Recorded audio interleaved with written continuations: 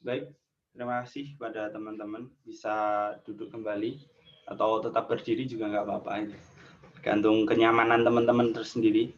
Selanjutnya adalah sambutan Ketua Panitia dari kelas Muslim Negarawan, yaitu Mas Gozi. Pada Mas Gozi kami persilahkan.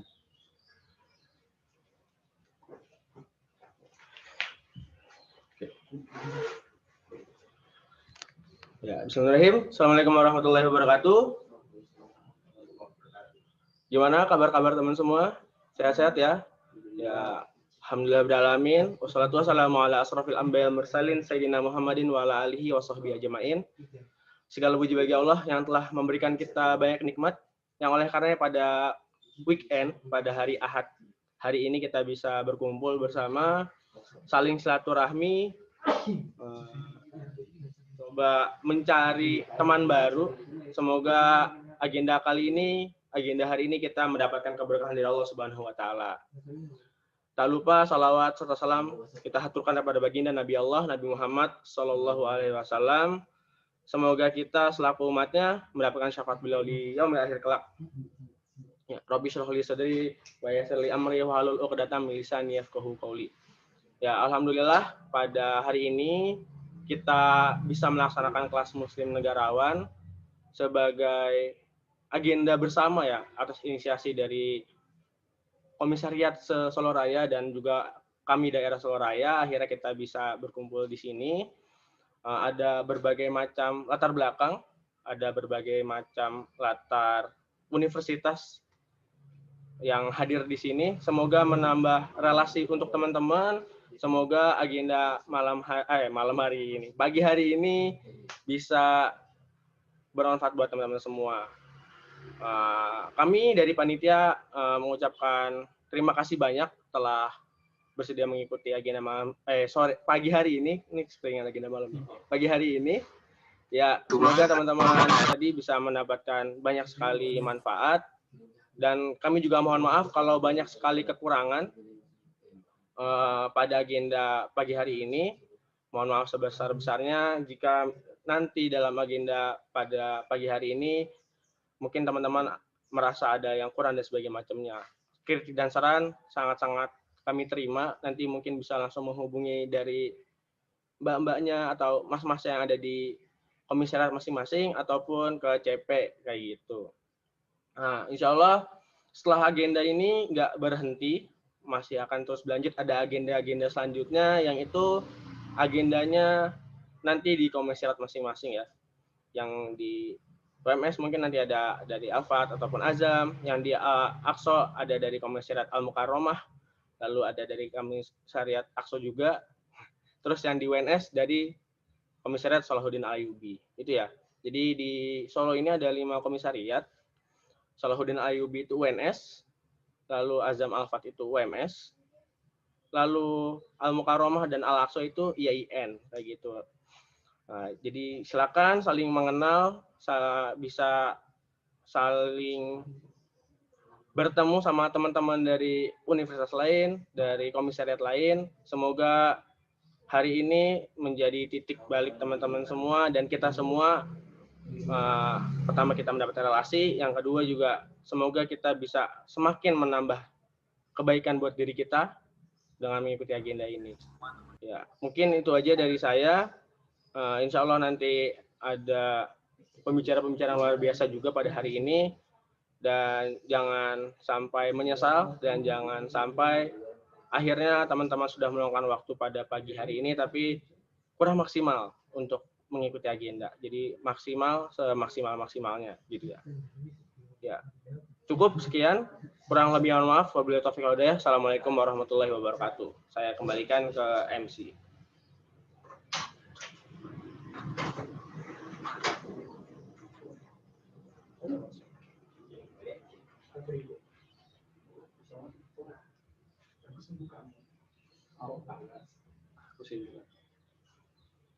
Syukron jazakillah pada Mas Gozi yang telah memberikan sambutannya yang sangat luar biasa dan juga bisa memancing semangat kita untuk mengikuti agenda pada pagi hari ini. Mungkin teman-teman setelah ini bisa langsung mempersiapkan alat tulis maupun sebagainya. Mungkin di sini kita akan ada 2 materi yang insya Allah sangat bermanfaat bagi teman-teman semuanya. Mungkin sebelum lanjut bisa cek dulu ya. Dari kami UNS ada berapa orang? Oh, 10 orang, luar biasa. Luar biasa. Sangat luar biasa ya. Antusias sekali dari UNS. Kalau untuk kami UMS ada berapa orang? 1000 orang. Oh, luar biasa. Ada jumlahnya di sini 60 orang. Nggak apa-apa. Untuk dari Abdul Azam ada berapa orang? 70 orang. Oh, nggak apa-apa. Dan juga kami Al-Mukaromah ini paling banyak mengirimkan personilnya. Luar biasa. Dan juga kami Al-Aqsa insya Allah juga banyak mengirimkan personilnya. Jadi teman-teman kalau mau pra-DM di sini bisa langsung mengajak teman-temannya. Jadi kami ini terbuka untuk semua orang itu. Baik, di sini adalah kita langsung masuk ke materi yang pertama yang akan insya Allah dimoderatori oleh sosok yang sangat luar biasa itu, yang sangat apa ya? Ini juga dulu kami Al-Aqsa, Yayan Surakarta. Ini saya bacakan CV-nya untuk lewat pendidikan MIM Luang, MTSN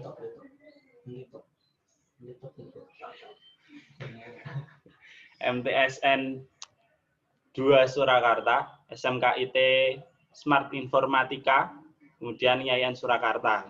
Untuk riwayat organisasi, Kepala Humas kami Daerah Solo Raya, Koordinator Humas PK kami Al-Aqsa, Kepala Kurikulum P3KMI FAB Yayan Surakarta, Primet LPM Pandawa, Staf Media P3KMI FITK Yayan Surakarta, Sekretaris Umum FKRM Bimbing. Kemudian untuk riwayat pekerjaan ada banyak sekali, sehingga saya tidak bisa membacakan satu persatu gitu. Langsung kita panggilkan saja moderator yang akan membawakan materi pada pagi hari ini, pada Mbak Khairul Latifah, Sarjana Pendidikan, kami persilahkan.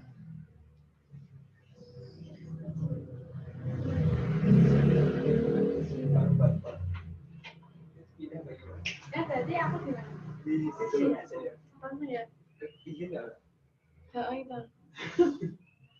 Aku terlalu. Ya gitu aja. Bismillahirrahmanirrahim. Assalamualaikum warahmatullahi wabarakatuh. Halo semuanya, suara saya terdengar jelas? Ya. Halo, itu kan nggak dengar mereka nggak ngomong. Bukan, Mbak. Oh ya, alhamdulillah semuanya sehat. Alhamdulillah, Kak. Alhamdulillah sehat. Pagi-pagi udah stay tune dari jam berapa tadi teman-teman? Jam 7. Setengah 7, Kak. Ya, alhamdulillah. Ini berapa sampai? Ini materinya. Materi sampai jam 9. Ya, bismillahirrahmanirrahim. Assalamualaikum warahmatullahi wabarakatuh. Bismillahirrahmanirrahim. Alhamdulillah, syarikah la ilaha illallah nasur. Rabbi shrah li sadri wa yassir li amri wahlul 'uqdatam min lisani yafqahu qawli. Amma ba'd. Ya, seperti yang sudah diperkenalkan tadi, nama saya Khairul Latifah gitu ya. Saya dipanggil biasanya namanya Latifah. Dan dulu juga alumni kami gitu ya. Pada pagi hari ini, kesempatan pagi hari ini, saya akan membersamai nanti seorang mbak-mbak gitu ya, mbak-mbak yang sudah lama berkecimpung dalam materi yang akan kita bahas, kita belajar pada pagi hari ini seperti itu. Teman-teman sudah tahu hari ini mau belajar apa? Pada pagi hari ini materinya belum di-share ya? Udah, Mbak. Oh, udah. Yang maksudnya randomnya materi ini dari saya. Materi apa hari ini teman-teman semuanya? Ada yang tahu? Oh ya, pada pagi hari ini kita akan belajar tentang life mapping gitu ya.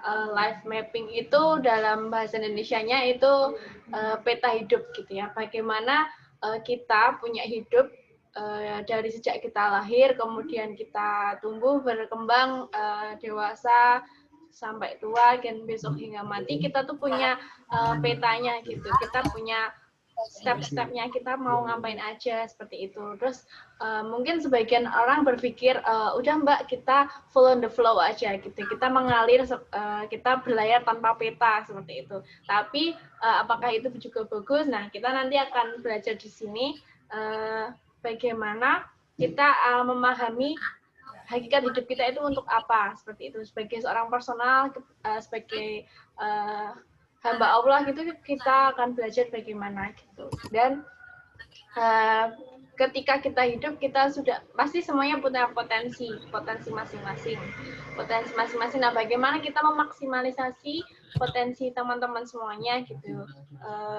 Dan membuat perencanaan, kemudian membuat to-do list-nya ketika kita sudah punya potensi suatu hal di dalam hidup kita, kemudian kita merencanakan dan kemudian kita mengeksekusinya seperti itu.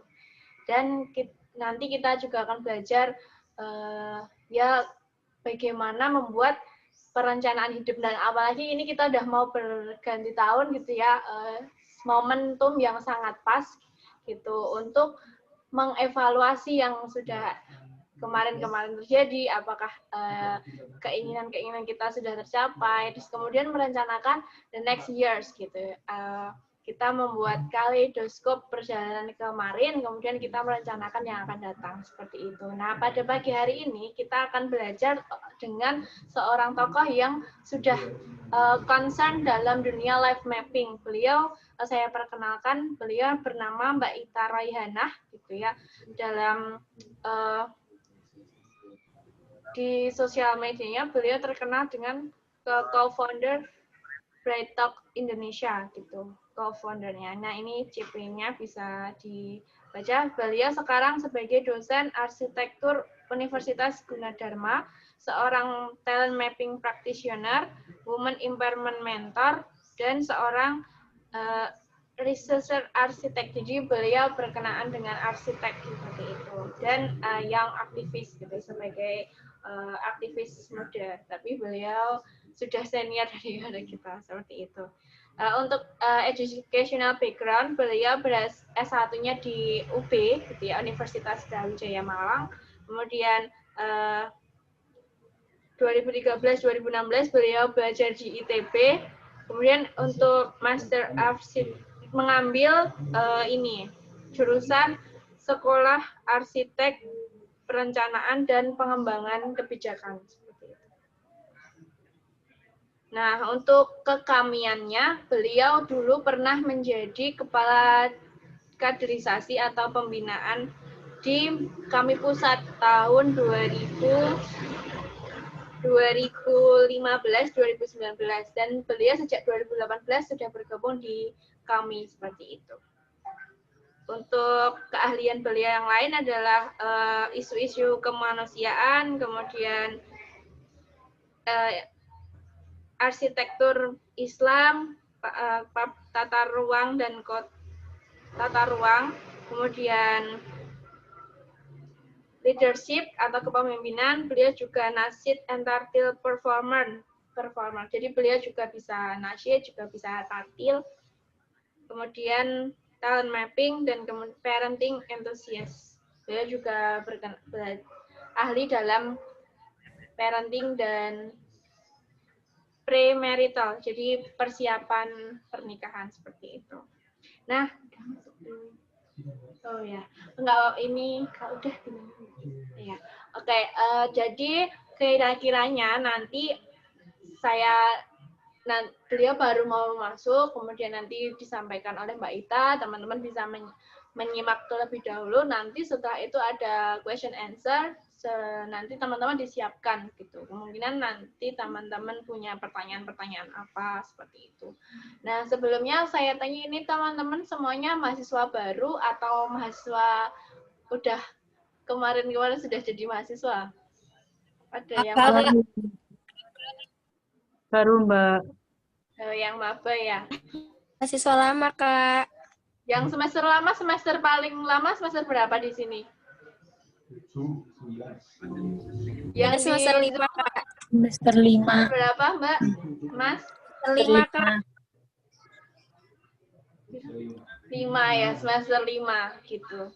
Jadi nggak apa-apa sih, nggak ada yang terlambat semuanya itu karena proses belajar gitu ya. Karena semester 5 kiranya baru mau gabung kami atau mau baru tahu materi talent mapping seperti itu bukan suatu masalah gitu, karena yang penting setelah belajar ini bersama-sama kita bisa teman-teman bisa ini mengulang kembali kira-kira mana yang kurang, mana yang harus teman-teman maksimalkan, mana yang harus dibuang seperti itu. Karena memang ya hidup itu kompleks gitu ya. Kita nggak bisa kok terus-terusan misalkan lurus-lurus terus, kita nggak bisa karena semuanya itu punya gelombang masing-masing seperti itu. Semester 5, kalau yang semester baru banyak nggak?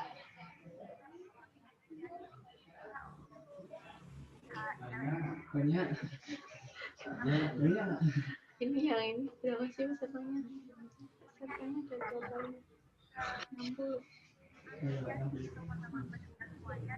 Yang peserta baru gitu, yang mahasiswa baru setelah ini bisa dimaksimalkan juga untuk sebesok selama memasuki perkuliahan, teman-teman itu bisa lebih mengeksplor potensi teman-teman. Karena studi kasusnya kalau dulu waktu saya masih kuliah itu kalau S1 ya banyak teman-teman yang dia sebenarnya punya potensi banyak, tapi dia tidak tahu step-stepnya, mereka tidak tahu mereka harus ngapain gitu. Jadi akhirnya ya mereka hanya menjadi personal yang biasa-biasa aja gitu. Dan nggak mungkin kok misalkan ketika teman-teman melihat CV Mbak Ita ini ya, nggak mungkin Mbak Ita itu hanya akan kemarin-kemarin hanya akan diam saja follow the flow, oh ya udah yang terjadinya gini ya yang tak kerjain gitu ya. Mesti nggak mungkin, pasti beliau melakukan sebuah planning dulu gitu ya. Kalau dalam manajemen itu kan ada planning, activating, ada aksi, kemudian bagaimana organizing-nya, kemudian evaluasinya seperti itu. Nah, pasti orang-orang besar itu dulu seperti tokoh-tokoh kita sebagai siapa ya yang terkenal sekarang. Nah, mesti beliau-beliau itu melakukan hal-hal yang terencana gitu. Karena direncanakan aja kadang gagal, apalagi tidak direncanakan seperti itu. Dan itu memang dalam Islam itu memang sangat dianjurkan juga gitu. Karena kita kalau hanya follow the flow gitu ya, kita tidak akan berkembang seperti itu. Ini Mbak Itanya masih persiapan, nggak apa-apa ya, nanti jawab saya sama saya dulu. Mungkin teman-teman masih bisa menghubungi teman-teman lainnya untuk bergabung di acara ini gitu. Dan mungkin atau teman-teman bisa pantau Instagramnya panitia maksudnya kami ya, Instagramnya Komsat. Ada kami Al-Aqsa, ada kami Al-Mukarramah, ada Soyub yang dari UNS, ada Alfat dari UMS, gitu. Ada anak yang dari Azam, dari teman-teman Al-Azam gitu ya. Ini juga ada teman-teman Azam. Azam itu komisariat gabungan dari kampus-kampus di Solo, yang biasanya yang swasta, ada juga yang negeri, itu kampus kesehatan. Ya oke, santai. Gitu.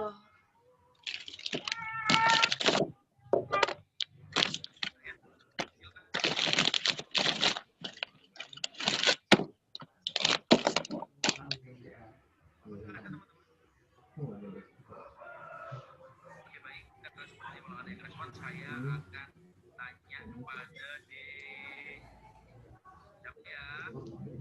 siapa ya yang wajahnya panik, saya tanya yang wajahnya panik, kliknya aja 3, terus senyum sendiri 3. Assalamualaikum Aduh,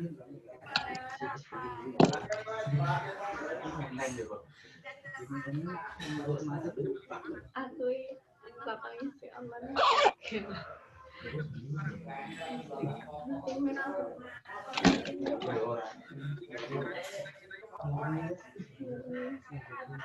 Halo, yang lain masih di sini, masih stay tune. Masih, Kak. Oke, kita ini dulu ya, sambil nunggu Mbak Ita, kita mungkin ada tanya jawab gitu ya. Mungkin sebelumnya tentang kami aja deh. Mungkin teman-teman pengen tahu dulu apa kami gitu. Sebelum, kenapa teman-teman ikut acara ini deh? Kenapa? Mungkin ada yang mau share kenapa mau gabung. Ini yang nyala kameranya. Terus nama siapa ini? Mbak Lucy, halo. Mbak Lucy. Iya, Halo, Kak. Kak Romah, Lucy. Mungkin bisa speak up. Kenapa gabung acara ini, Mbak? Dan mungkin bisa kenalan dari mana, mungkin kuliahnya di mana, jurusan apa, semester berapa. Dengar ya, Mbak Lucy ya? Iya, itu yang baik kacamata. Gimana Mbak Lucy? Kenapa gabung acara ini? Pengen lebih tahu aja kami itu gimana.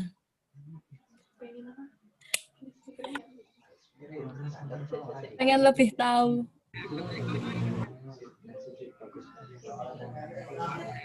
Halo, kenapa Mbak? Maaf tadi. Dengar. Pengen cari pengalaman. Cari pengalaman. Sebelumnya belum punya pengalaman ya? Belum Oh iya, belum Mbaknya pernah kuliah di mana Mbak? Mbak Lucy kuliah di mana? IAIN Surakarta. Oh IAIN, jurusan apa Mbak? PBI. PBI? Ya. Semester berapa? Baru semester 1, Kak. Oh baru semester 1, ya PBI. Saya dulu juga PBI loh. Iya, selamat datang di PBI IAIN Surakarta. Dari asalnya dari mana Mbak? Dari Juiring, Klaten. Oh iya, alhamdulillah. Terima kasih Mbak Lucy sudah bergabung dan alhamdulillah dari panitia sudah mengabari pagi hari ini Mbak Ita sudah bergabung. Halo, assalamualaikum Mbak Ita.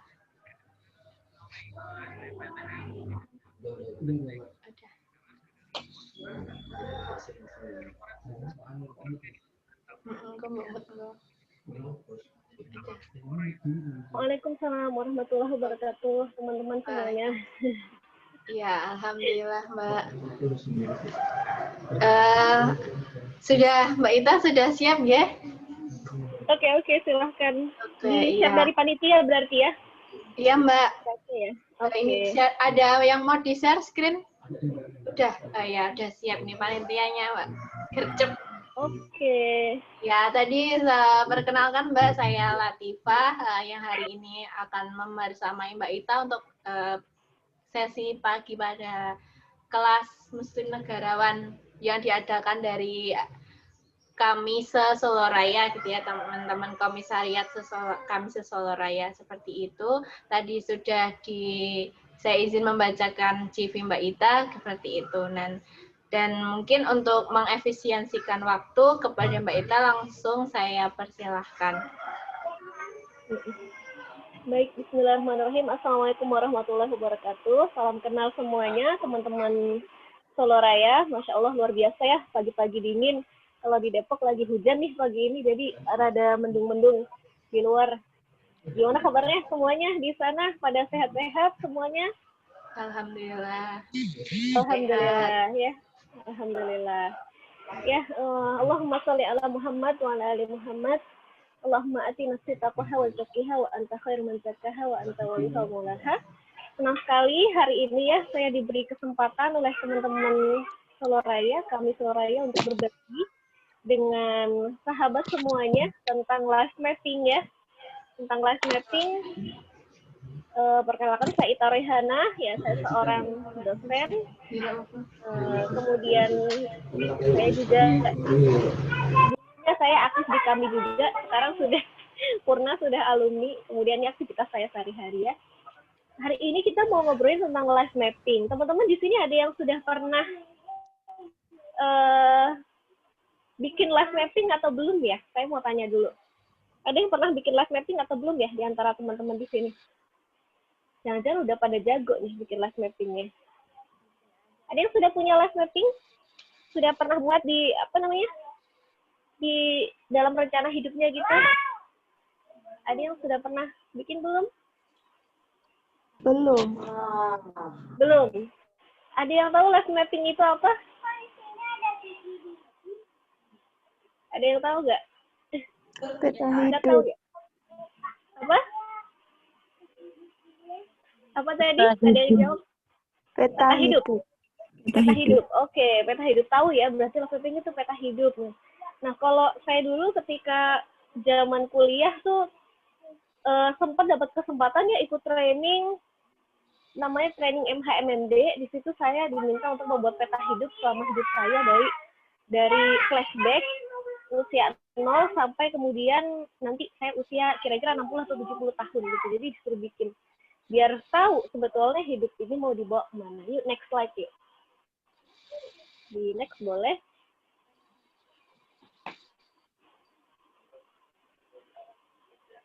Oke. Nah, kita next slide ya. Nah, kenapa saya tanya ini gitu ya? Saya tanya ini karena saya ingin tahu sebetulnya seberapa familiar teman-teman dengan life mapping ini. Mungkin ada yang pernah dengar peta hidup gitu ya, maksudnya itu peta hidup. Kayak apa sih isinya gitu ya? Kayak apa sih isinya gitu. Mungkin beberapa ada yang menganggap bahwa biasanya isinya ya tentang diri kita gitu ya, tentang perjalanan diri kita, atau tentang visi misi hidup kita gitu ya.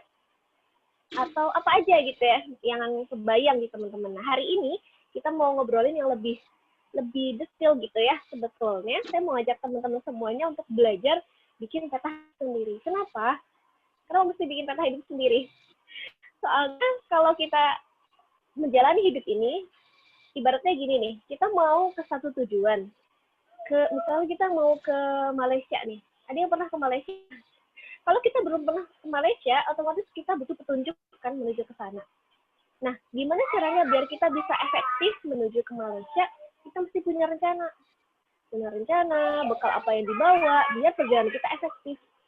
Nah, sama kayak hidup kita ini. Kita mungkin udah tahu ya tujuan hidup kita apa gitu ya, kemana perginya. Kita pulang ke kampung akhirat sebagai seorang muslim gitu. Tapi lewat mana? Dengan cara apa gitu ya? Nah, kadang kita kalau nggak mendefinisikan itu satu persatu, akhirnya kemudian kita nggak ngerti caranya gimana. Kita coba aja semuanya, padahal belum tentu cocok dengan kita. Kadang apa yang kita jalani hari ini, ada yang memang itu terencana, memang dirinya merencanakan sendiri, atau ada yang nggak merencanakan itu betul-betul. Jadi biasanya by accident aja gitu ya, by accident menjalankannya. Nah, kita yang mana? Nah, kita akan bisa gali hari ini. Yuk kita next slide ya.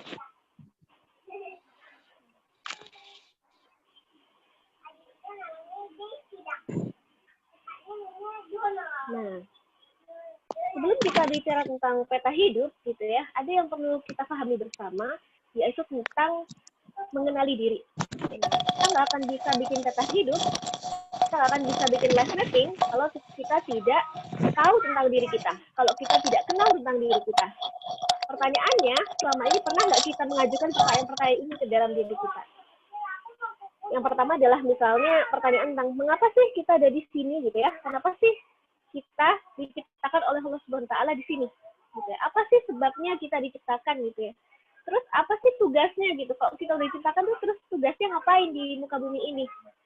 Peran apa saja sih gitu ya yang mestinya kita jalani di dalam hidup? Pernah nggak kita nanya sama diri kita sendiri? Teman-teman pernah nggak nanya sama dirinya? Ada yang mau jawab nggak? Ini kayaknya pertanyaannya banyak nih. Saya pengen tahu deh. Ada yang mau jawab nggak? Apa ya sebabnya saya ada di muka bumi ini? Kenapa ya Allah menciptakan saya? Ada yang mau jawab?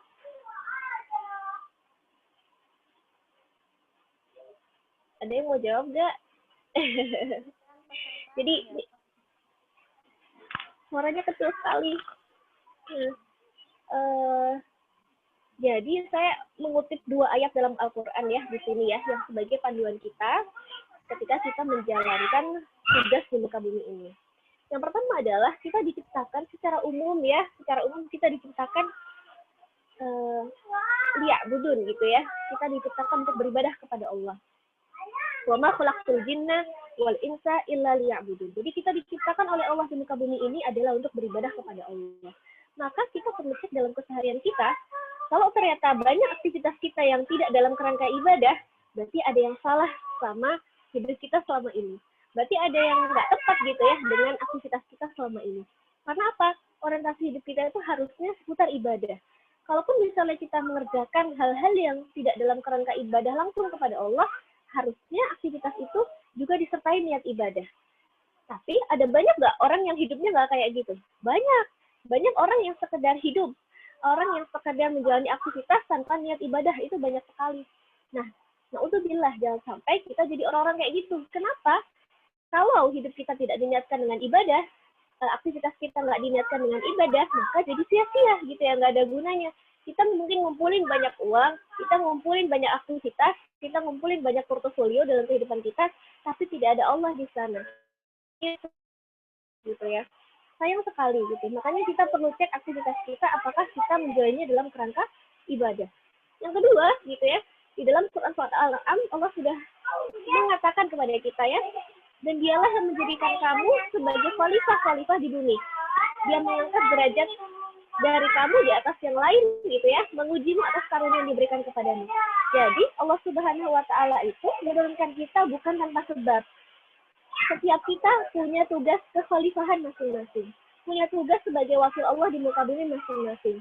Pertanyaannya, selama ini kita tahu nggak tugas kekhalifahan kita apa gitu ya? Dia punya tugas khalifah bukan hanya sekedar yang jadi pemimpin aja gitu ya, yang jadi wali kota aja, bukan gitu ya.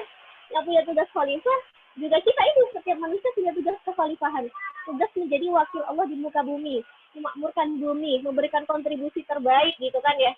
Kita udah dilebihkan di atas yang lain. Sebagai seorang manusia kita dilebihkan atas makhluk yang lain. Sebagai seorang muslim kita dilebihkan atas orang yang tidak berislam gitu ya. Sebagai seorang mukmin kita dilebihkan atas orang yang sekedar muslim.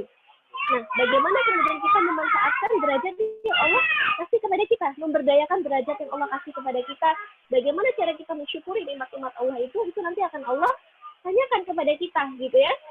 Sesungguhnya Tuhanmu sangat cepat memberi hukuman, dan sungguh Dia Maha Pengampun, Maha Penyayang. Oleh karena itu, kita perlu tahu betul ya, apa sih sebetulnya maunya Allah atas hidup kita.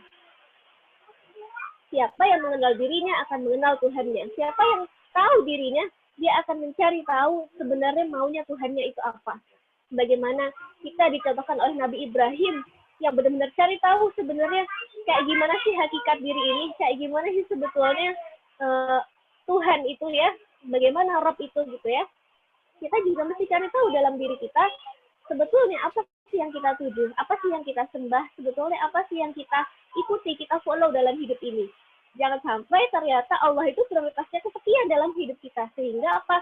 Nanti ketika kita membuat life mapping menuju tujuan hidup kita, ternyata nggak ada Allah di sana. Ternyata yang kita kejar semuanya orientasinya adalah diri kita sendiri, atau orientasinya adalah orang lain gitu ya, kayak gitu. Nah, itu akan jadi bahaya. Yuk, next slide.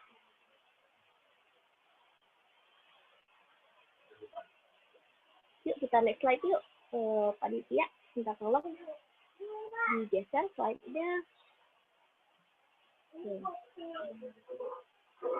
Peran kita di muka bumi. Nah, saya mengelompokkan kita punya 3 kelompok peran di muka bumi. Ada peran individu, kita sebagai hamba dan khalifah gitu ya. Artinya apa? Kita punya ukuran gitu ya. Kita mesti punya ukuran seberapa taat kita kepada Allah. Kemudian kita mesti punya ukuran bagaimana kita menemukan syakilah diri kita. Syakilah itu apa? Syakilah itu pembawaan diri kita, karakter diri kita yang unik yang cuma kita yang punya. Ini disebutkan dalam Quran Surat Al-Isra ayat 84 ya, 84. Kullu ya'malu ala syakilatih ya. Setiap orang itu ya membawa pembawaan dirinya masing-masing gitu ya, beramal berdasarkan pembawaan dirinya masing-masing. Jadi kalau kita nggak paham diri kita, gimana kita bisa optimal beramal? Gak bisa gitu ya. Jadi kita mesti tahu dulu kitanya kayak gimana. Setelah itu baru kita mengecek perjalanan pribadi kita sebagai orang yang belajar menemukan misi penciptaan diri kita. Tadi menjadi khalifah itu nggak semuanya kemudian jadi presiden, enggak. Tapi bagaimana semuanya menjadi wakil Allah sesuai dengan syakilahnya masing-masing. sesuai dengan DNA-nya masing-masing yang dikasih sama Allah gitu. Nah, pertanyaannya selama ini kita terbiasa nggak gitu ya cari tahu tentang syariah kita? Atau selama ini kita nggak pernah cari tahu gitu ya, sehingga ya kita ngejalanin peran ya gitu-gitu aja gitu. Ini baru part 1. Part 2-nya di dalam keluarga kita juga punya peran sebagai anak, sebagai saudara, sebagai kerabat, orang tua nantinya. Pernahkah kita mengevaluasi selama ini gitu ya, bagaimana kita menjalankan peran-peran kita ini gitu ya? Apakah kita sudah menjadi anak yang berbakti kepada orang tua kita? Apakah kita sudah menjadi saudara yang suportif bagi saudara kita? Yuk kita cek, coba dari 1 sampai 100, masing-masing poin ini berapa nilainya di kita. Nah, itu untuk mengecek apa? Mengecek starting point kita, gitu ya. Kita ini sekarang ada di mana? Seberapa saya memberdayakan diri saya dalam peran hidup saya di muka bumi. Yang ketiga adalah sebagai bagian dari umat, peran kita sebagai umat. Karena kita itu nggak hidup sendiri, ya. Kita hidup bersama orang banyak, bersama umat muslim, ya. Kita punya peran di peradaban muslim, gitu ya. Nanti kalau misalnya teman-teman kali punya sesi materi yang lain tentang peradaban Islam, itu bagus sekali. Teman-teman akan belajar bahwa kita itu hidup nggak sendirian. Kita tuh masuk dalam peradaban yang sangat besar, arus peradaban Islam. Tinggal kita berperan atau nggak di situ. Tinggal kita perform atau nggak di situ. Kita nggak mungkin perform kalau kita nggak punya amunisinya. Kalau kita nggak punya tiketnya, kita nggak bisa nonton sepak bola di stadion kalau kita nggak punya tiketnya. Masuk aja nggak bisa. Yang kita bisa lihat adalah keriuhan orang-orang yang rame, ya, mau ke stadion, mau nonton sepak bola. Tapi kita nggak bisa masuk karena nggak punya tiketnya. Sama kayak peradaban Islam ini, kita nggak akan bisa masuk ke sana kalau kita nggak punya perannya, gitu ya. Kita mesti punya peran di sana biar bisa ngerasain juga apa sih sebetulnya yang sedang terjadi di peradaban masa kini. Nah, kita mesti lihat apa sih yang penting di sini. Yang penting adalah ada peran sosial, ada peran profesional. Peran sosial itu gimana caranya kita hidup sebagai bagian dari masyarakat, punya kontribusi apa sih kita nanti di masyarakat, gitu ya. Kemudian peran profesional sesuai dengan syakilah tadi juga, sesuai dengan keahlian kita mau jadi apa di masyarakat kita, gitu ya. Sebagai mahasiswa sekarang kita juga punya peran profesional sebagai agent of change, gitu ya, sebagai iron stock, gitu ya, sebagai moral force, gitu kan. Kalau itu nggak bekerja di mahasiswa, ya akhirnya nggak ada yang menjalankan peran keumatan ini dari mahasiswa. Akhirnya ya tidak imbang di masyarakat itu. Nah, itu bahaya. Makanya di sini perlu teman-teman kami yang mengisi itu, gitu ya, mengisi menjadi moral force, gitu ya, kontrol moral, gitu ya. Ketika misalnya hari ini pagi ini ada berita korupsi, gitu ya, kita ada sikap, gitu ya, dari mahasiswa, gitu. Gimana kita menanggapi hal ini, gitu ya, ketika dana bansos COVID dikorupsi misalnya kayak gitu. Nah, kalau kita nggak punya mindset peran, kita akan ngerasa biasa aja. Kayak kita melihat keriuhan para pendukung tadi ya sepak bola, kita nggak ngerasa in charge di situ ya. Kita nggak ngerasa perlu juga mikirin hal itu, gitu ya. Jadi coba dinilai agar kita tahu, oh ternyata saya tuh udah atau belum sih sebenarnya ngejalanin peran-peran ini. Yuk kita next slide. Halo, panitia. Kedengeran nggak suara saya di sana ya? Di sini campur hujan dan campur celotehan anak saya. Semoga aja teman-teman bisa menyimak dengan baik ya. Nah, kemudian kita mesti cek yang berikutnya adalah tentang keseimbangan hidup ya. Starting point kita. Ya, pernah nggak ngukur kayak gini? Ini tulisannya agak kecil-kecil, tapi di slide-nya dikasih kok. Dan teman-teman bisa, bisa lihat sendiri ya. Ini ada beberapa aspek gitu ya. Ada beberapa aspek, 1, 2, 3, 4, 5, 6, 7, 8 ya. 8 poin ini contoh. Atau misalnya kita pakai 5 aspek, spiritual, intelektual, fisik, finansial, dan sosial. Kita cek balancing-nya. Sekarang kondisinya di mana? Dari 1 sampai 10 kita skornya berapa? Kalau di sini kan ada spiritual, mental, sosial, rekreasional, finansial, ya, physical, occupational gitu ya, environmental gitu. Berapa sih skor kita selama ini gitu ya? Atau jangan-jangan ternyata hidup kita nggak balance. Ada yang mungkin religiusnya bagus, tapi ternyata yang lainnya enggak. Ada yang mungkin finansialnya bagus, yang lainnya enggak. Ada yang mungkin fisiknya sehat, dikasih kesehatan 10 sama Allah, tapi ternyata di occupationalnya nggak dimanfaatkan dengan baik gitu, misalnya kayak gitu.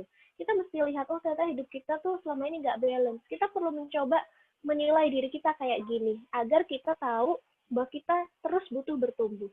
Kalau kita nggak pernah menilai diri kita nggak tahu udah belum sih performance kita itu udah Udah jadi manusia yang seutuhnya belum sih, yang dimaksud sama Allah belum sih gitu. Kadang kita ngerasa segini aja udah cukup.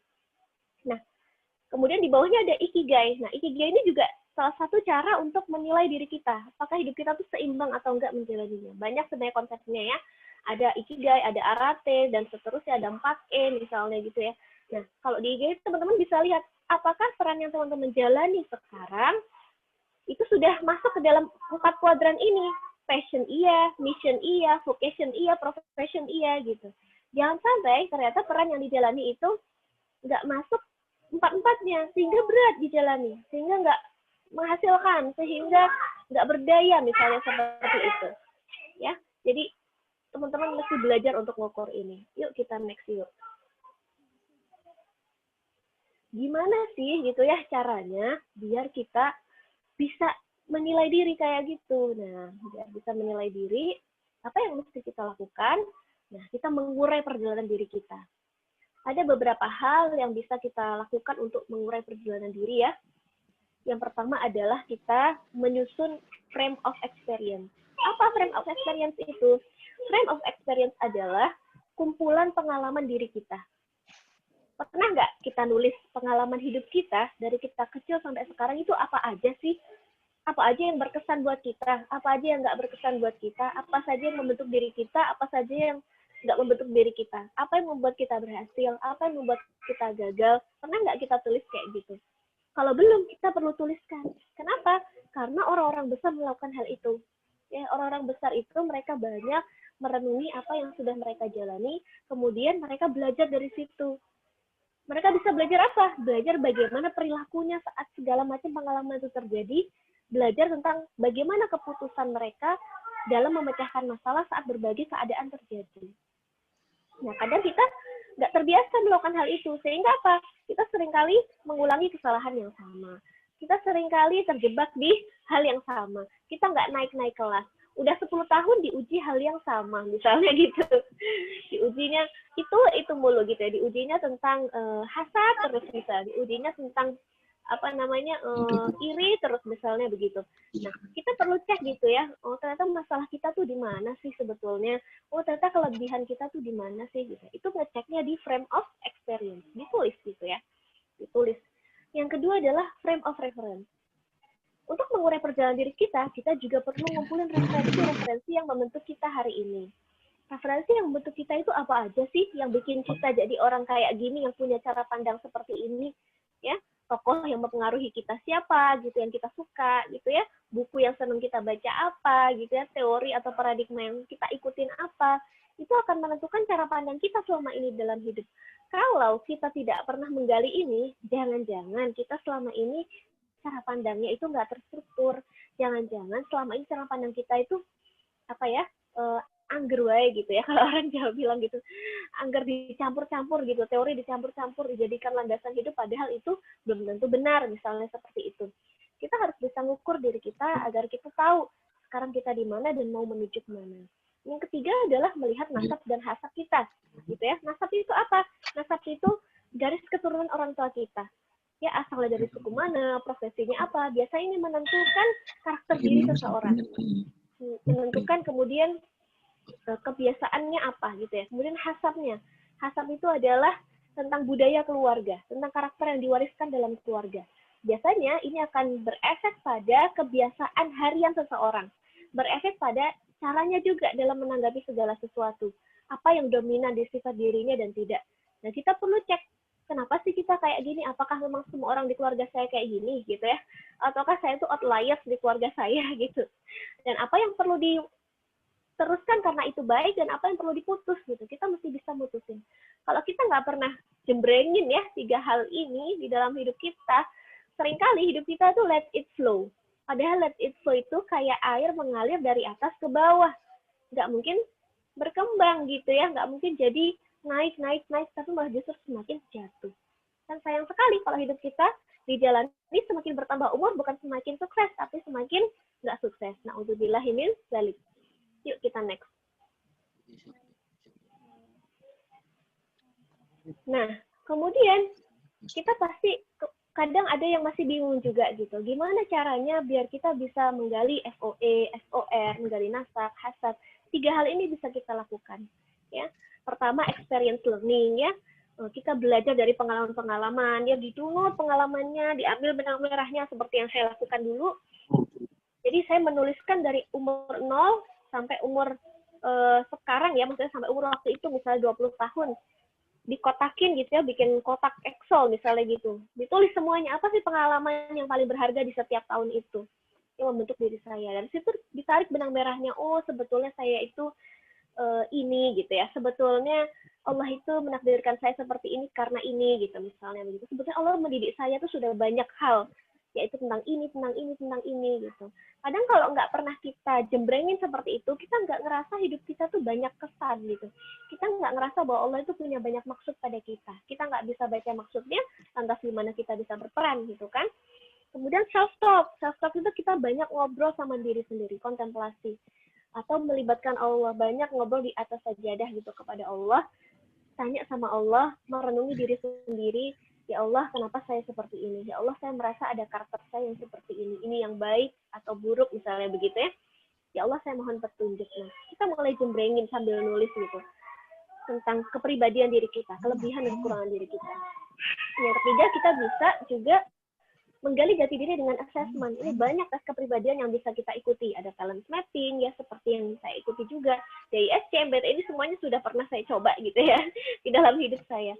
Nah, kita, apa yang harus kita lakukan setelah itu, tidak berhenti setelah tahu hasil itu, oh ya udah, oh aku orangnya ENFJ, udah. Oh aku orangnya extrovert, oh aku orangnya introvert, udah. Nggak ada gunanya kalau kita menjadikan hasil assessment itu adalah titik akhir.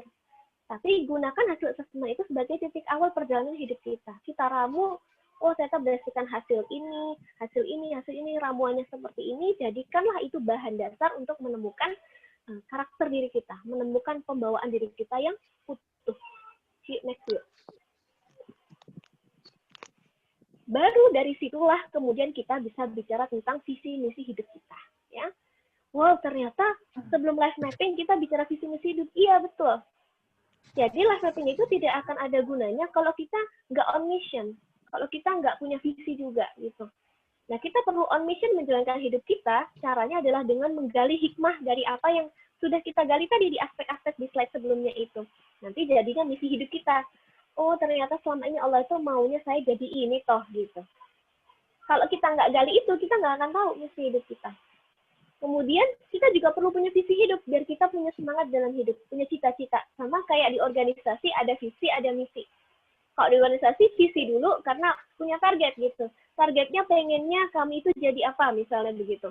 Baru kemudian misinya adalah to-do list-nya. Ya. Kalau di dalam pribadi kita bisa balik juga gitu. Misi hidup kita tuh apa? Nah, kemudian cita-citanya apa gitu.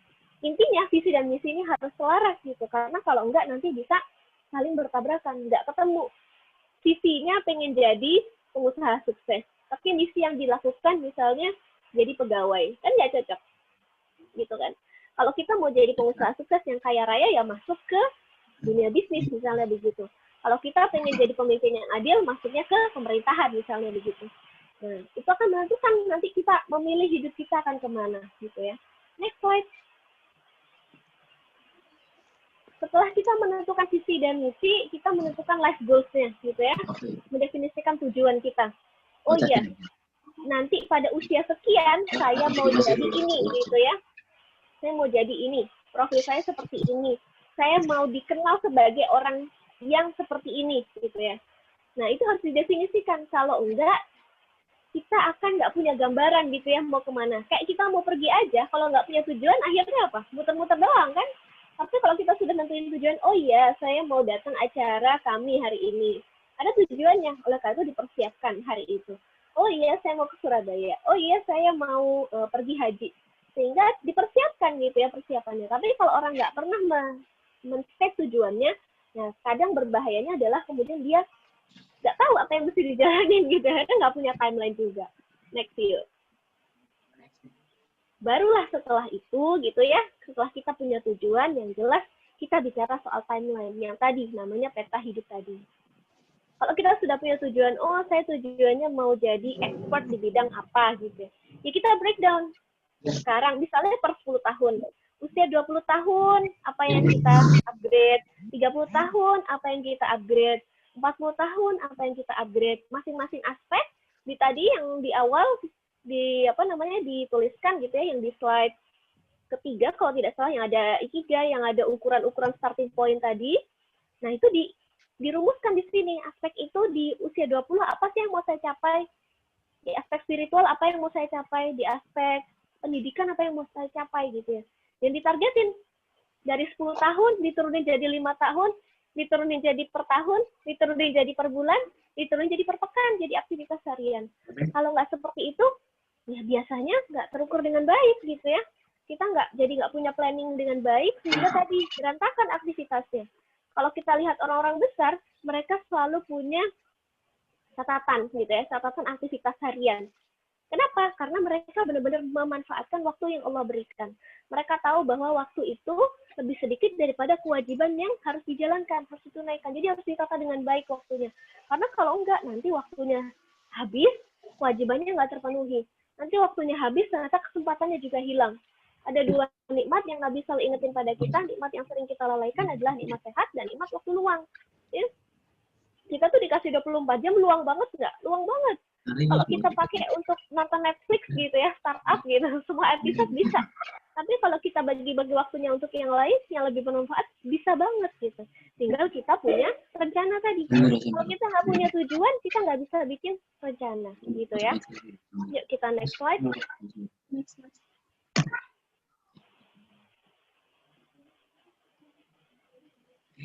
Nah, tadi ya slide sebelumnya.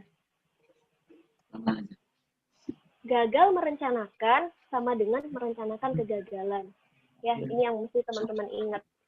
Ya, hati-hati. Kalau teman-teman gagal merencanakan, siap-siap teman-teman akan sama dengan merencanakan kegagalan. Ya, jadi sungguh-sungguhlah persiapkan bekal itu. Itu ada lingkaran ya, dari mulai comfort zone sampai ke growth zone.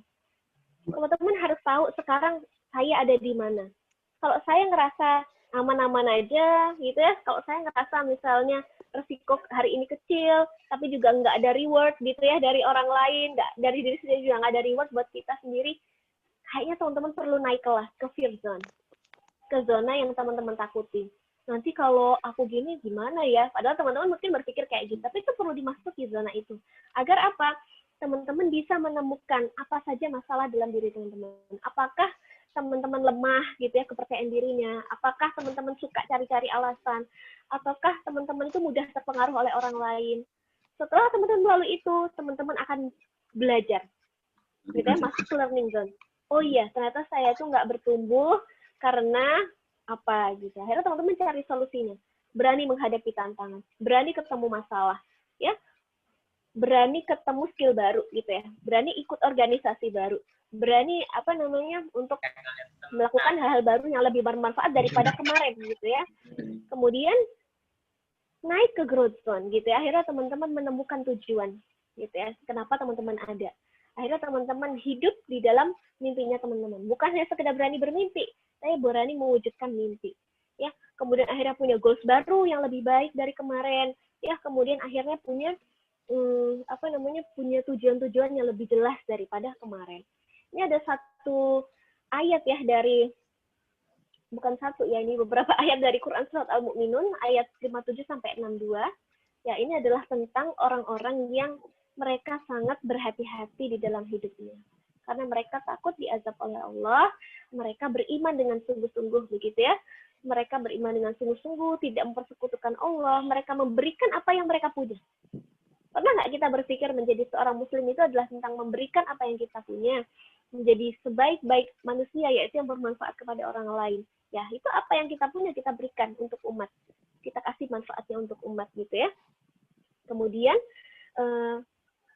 mereka melakukan itu dengan penuh takut ya, bahwa semuanya mereka akan kembali kepada Tuhannya. Mereka bersegera dalam kebaikan-kebaikan. Jadi yang namanya orang yang dekat sama Allah, orang yang beriman, orang yang bertakwa, itu ciri khasnya tuh jelas. Mereka selalu bersegera dalam kebaikan. Bukan cuma berlomba dalam kebaikan, nggak nunggu ada lombanya dulu, tapi ada kebaikan segera gercep gitu, diambil kebaikan itu, nggak nunggu besok-besok. Karena tahu bahwa segalanya itu nanti akan dihisab sama Allah, akan dilihat sama Allah. Dan mereka yakin kami tidak membebani, ya di ayatnya ya, kami tidak membebani seseorang melainkan menurut kesanggupannya. Setiap orang itu nggak dibebani sesuai dengan kesanggupannya aja gitu. Jadi kalau misalnya kita itu sanggupnya segini, Allah pasti kasih sesuai kadar kita. Bukan kesanggupan minimal ya, tapi kesanggupan maksimalnya. Jadi kalau kita ngerasa, kok aku nggak bisa gitu ya, coba dinaikin lagi tadi ya, zonanya dinaikin lagi. Barangkali kita baru nyampe di comfort zone, barangkali kita baru nyampe di fear zone, kita belum sampai learning zone dan belum sampai growth zone. Yuk kita next.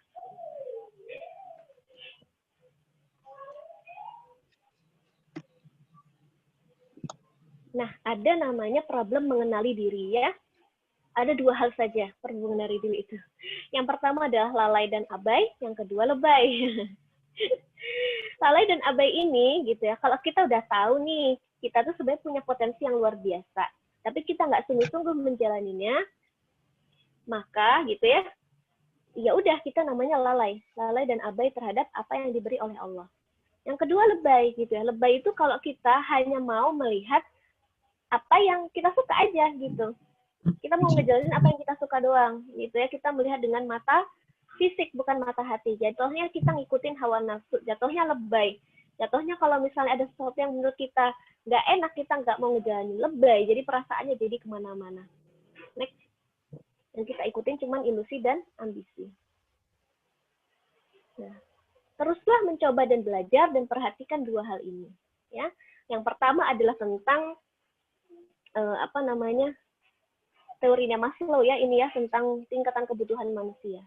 Yang pertama dari paling bawah psikologi gitu ya, psikologi needs, kemudian safety needs ya, kemudian belongingness and love needs, esteem, baru actualization. Kita nggak akan bisa keaktualisasi diri kalau kita nggak selesaikan yang bawahnya. Basic need manusia itu adalah psychological gitu ya.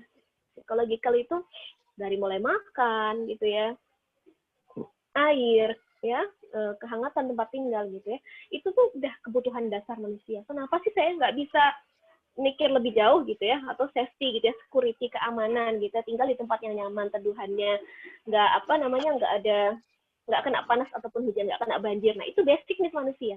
Kalau kita dalam memenuhi kebutuhan itu aja masih belum firm gitu ya, masih belum settle, biasanya kita akan susah naik level. Kenapa kemudian kita kalau misalnya ngobrol dengan masyarakat yang menengah ke bawah, kita kesulitan gitu ya, kita kesulitan bergerak, kita kesulitan kemudian ngajak mereka untuk berpikir lebih jauh ya, karena basic needs mereka aja belum terpenuhi. Kita nggak mungkin ngajak mereka naik gitu ya, naik ke psychological needs gitu. Misalnya tentang tentang hubungan yang nyaman, mereka belum bisa gitu. Kadang mereka juga menjalani hidup itu dengan keterpaksaan gitu yang ada gitu, bukan karena mereka ingin itu gitu, tapi ya adanya ini mau gimana lagi Mbak gitu kan. Nah kalau kita, saya harap teman-teman yang di tataran mahasiswa bukan lagi berpikir dari basic needs sampai psychological needs aja gitu, itu ini udah diselesaikan sehingga bisa masuk ke self actualization gitu, bisa aktualisasi diri. Disitulah nanti life mapping akan bekerja. Tapi kalau kita memang kondisinya masih di basic needs atau psychological needs, itu diselesaikan dulu. Kita nggak akan bisa jumping kalau yang bawah nggak diselesaikan. Kalaupun misalnya bisa, biasanya yang bawah itu nanti akan ke bawah dengan cara-cara yang nggak benar gitu ya. Kita menuhinya dengan cara-cara yang nggak benar. Kemudian ada namanya circle of control atau self control kalau saya bilangnya. Di dalam hidup kita ini ada yang bisa kita kontrol, ada yang nggak bisa kita kontrol. Apa yang bisa kita kontrol? Yang bisa kita kontrol adalah semua yang ada dalam diri kita. Apa yang nggak bisa kita kontrol? Semua yang ada di luar diri kita. Ya, omongan orang, ya, kemudian hal dari masa lalu, ya, nggak bisa kita ubah, nggak bisa kita kontrol. Kemudian bagaimana perasaan orang, gitu ya. Kemudian apa yang dilakukan oleh orang itu nggak bisa kita kontrol. Ya, jadi kita nggak bisa maksa keadaan berubah. Nggak selalu bisa maksa kayak gitu, kecuali kita punya power untuk merubah keadaan gitu ya. Nah untuk menuju power itu kan butuh self actualization. Tapi kalau sekarang kita belum punya power, belum bisa mengubah, kita ubah diri kita. Ya. Bukan keadaannya yang harus diganti gitu ya. Tapi rasa yang harus diperbaiki gitu. Nah, oleh karena itu, ya, apa yang harus kita kontrol dalam diri kita?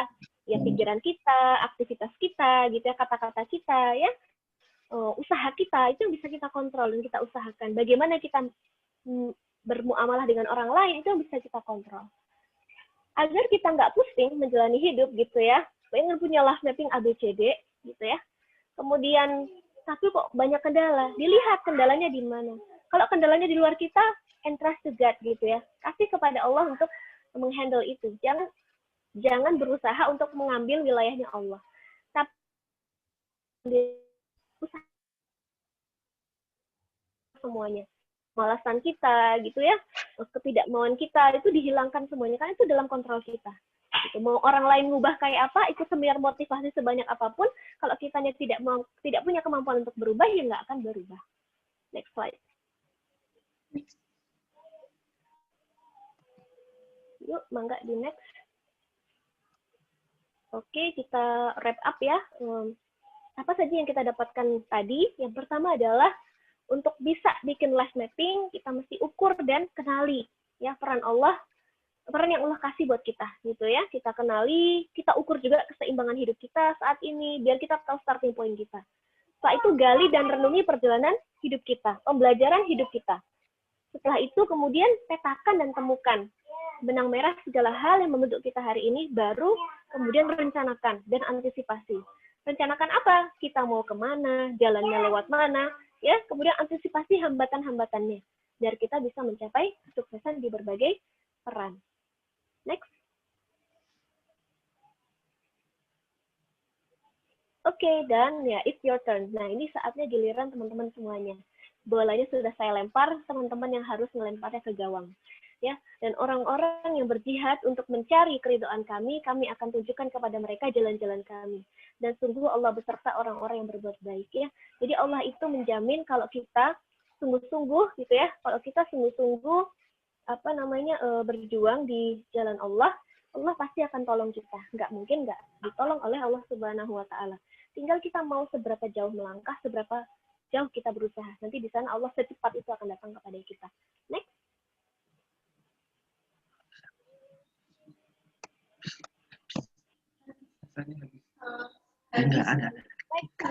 Bisa.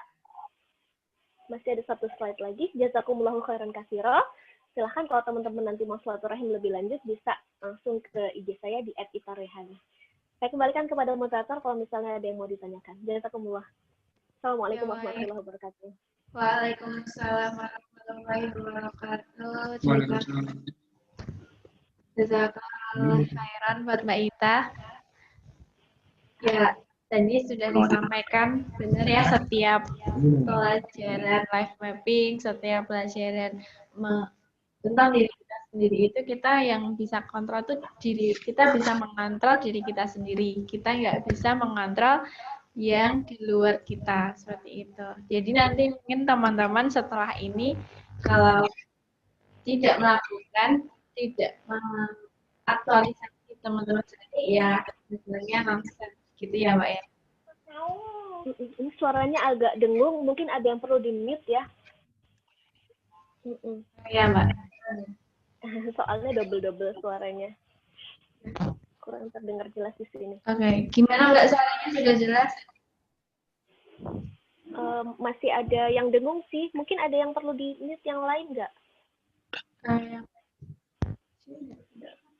Yang lain mungkin bisa di-mute dulu biar nggak mantul ya suaranya. Ya mungkin dari teman-teman peserta paling gitu ya, langsung bisa tanya jawab ya Mbak? Iya boleh, silahkan. Oh iya, kepada semua teman-teman, semua peserta kelas Muslim Negarawan yang diadakan oleh kami se-Solo Raya, teman-teman bisa menyampaikan. Enggak, bisa kok masuk kedengar suaranya. Oh iya, teman-teman bisa menyampaikan pertanyaannya. Untuk sesi 1, 2 pertanyaan dulu ya Mbak ya?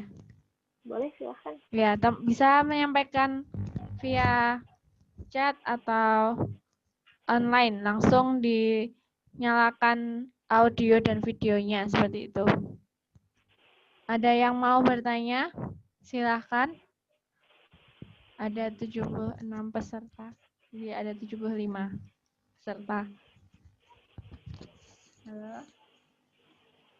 Ini sekarang sudah saatnya boleh on audionya. Kalau mau tanya. Gitu. Mbak, kalau saya tanya boleh nggak ya, Mbak? Boleh aja, silahkan. Halo? Kalau yang tanya saya boleh ya, Mbak? Boleh aja, boleh, silahkan. Oh iya, Mbak.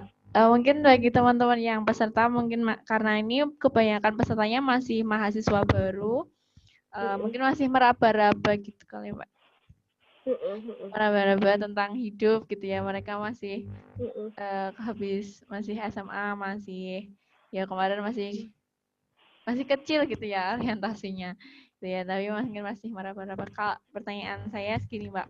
Kalau kita sudah merencanakan mungkin life mapping gitu ya dalam tahunan atau per bulan atau nanti 2 tahun sekali seperti itu.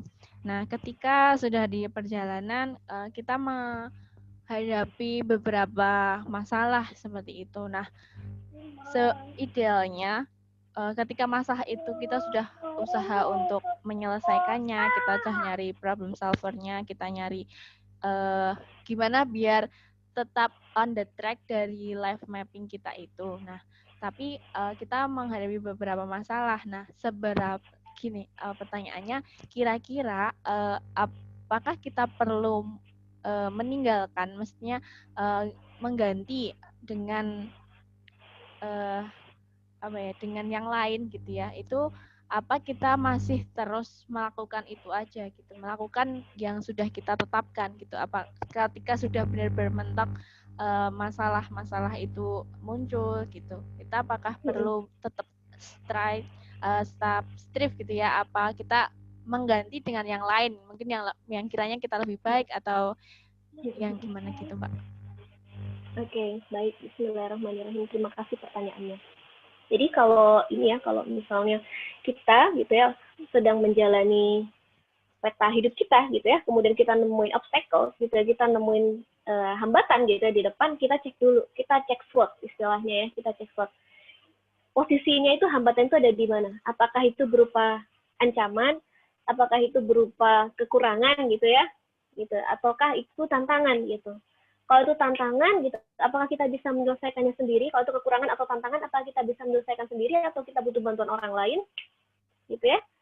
Kalau butuh bantuan orang lain nggak apa-apa gitu, kita minta bantuan sama orang lain. Jangan pernah merasa bisa menyelesaikan semuanya sendiri di dalam hidup ini gitu ya.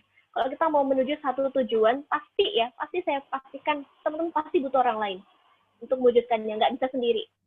Nah, oleh karena itu kita butuh networking yang bagus sama orang agar kita punya jaringan yang bagus untuk nge-build diri kita dan nge-build orang lain, membantu untuk menumbuhkan diri gitu. Nah, kemudian kalau itu sudah berupa ancaman gitu, artinya ini emang nggak bisa. Kalau mau kita dorong, kalau mau kita paksakan nggak bisa. Kalau kita mau tetap ingin perjuangkan mimpi itu, kita bisa geser dengan prioritas yang lain. Misalnya nih, kita punya rencana 10 tahun ke depan mau menjalankan proyek ABC. Proyek ABC kemungkinannya lebih kecil untuk dijalankan. Geser dulu proyek B dulu, gitu ya, yang diprioritaskan untuk 3 tahun pertama ini. Kan masih ada 10 tahun nih. Tadinya 3 tahun pertama untuk proyek A, 3 tahun kedua proyek B, 3 tahun ketiga proyek C, tahun terakhir evaluasi misalnya begitu. Tapi ternyata nggak memungkinkan nih kondisi pandemi kayak gini, nggak memungkinkan yang tadinya proyek A ditaruh di depan. Digeser, mana dari proyek yang lain yang bisa menggantikan. Kita boleh pindah proyek selama itu masih on track yang sama gitu. Jangan pindah misalnya gini. Tadinya nih saya kuliah misalnya gitu ya, yang pada kuliah. Saya kuliah arsitektur gitu misalnya gitu ya. Terus saya nemuin tantangan nih di kuliah arsitektur, susah banget kuliah arsitektur, ternyata harus produksi gambar tiap hari, tidur juga singkat gitu kan ya. Terus kemudian macam-macam lah ujiannya gitu. Terus akhirnya teman-teman nyerah gitu ya. Nggak bisa deh kayaknya jadi pebisnis aja gitu, atau kuliah sastra aja. Kalau teman-teman caranya kayak gitu, keputus nih mimpinya gitu ya. Ya boleh-boleh aja, tapi teman-teman untuk mengulang lagi dari nol gitu ya, di yang awal yang di arsitektur, teman-teman akan butuh effort yang sangat besar untuk kembali. Kecuali itu benar-benar teman-teman udah give up, benar-benar nggak bisa, ini benar-benar emang nggak bisa aku jalani, ini bukan aku banget gitu ya, nggak sesuai sama kondisi aku, latar belakang aku, ternyata bukan aku kayak gini, baru silahkan kemudian bisa pindah kayak gitu. Gitu sih dari saya.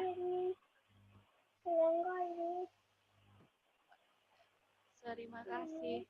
Satu lagi sih, Mbak, boleh? Iya, boleh, silahkan. Kan kalau orang-orang itu kalau dilihat di CV gitu, kadang melihat orang itu yang dia punya keahlian tuh banyak macam-macam dan itu lintas bidang seperti itu. Nah, kadang juga ada yang dia benar-benar fokus, concern ke satu bidang, dia belajar jadi master seperti itu. Nah, ketika kita masih mungkin dari di benak adik-adik, mereka idealisnya besok mau ini itu, pintar ini, pintar itu. Sebenarnya idealnya itu seorang personal itu mereka membangun diri untuk memiliki satu kapasitas keahlian satu atau bukan atau komunikasi gitu yang bagus itu semuanya kayak bisa. Oke, gini ya. Sebetulnya ada yang perlu kita kelompokkan. Ini sebenarnya ada dua hal yang perlu kita perhatikan. Yang pertama adalah ada orang itu yang tujuan hidupnya sudah tahu jadi expert gitu ya, jadi ahli dalam bidang tertentu. Itu bagus. Tapi ada juga orang yang kemudian yang kebanyakan orang terjadi adalah jadi generalis ya. Kayak apa yang ada di negara kita, sistem pendidikan kita itu masih membentuk orang jadi generalis. Bisa matematika, bisa biologi, bisa fisika, bisa kimia, bisa. Terus udah menghasilkan apa dari situ? Nggak ada, gitu ya. Nah itu yang nggak boleh, gitu ya. Kalau kita jawab bisa, tapi ternyata nggak ada karya di situ sama sekali, itu yang nggak boleh, gitu.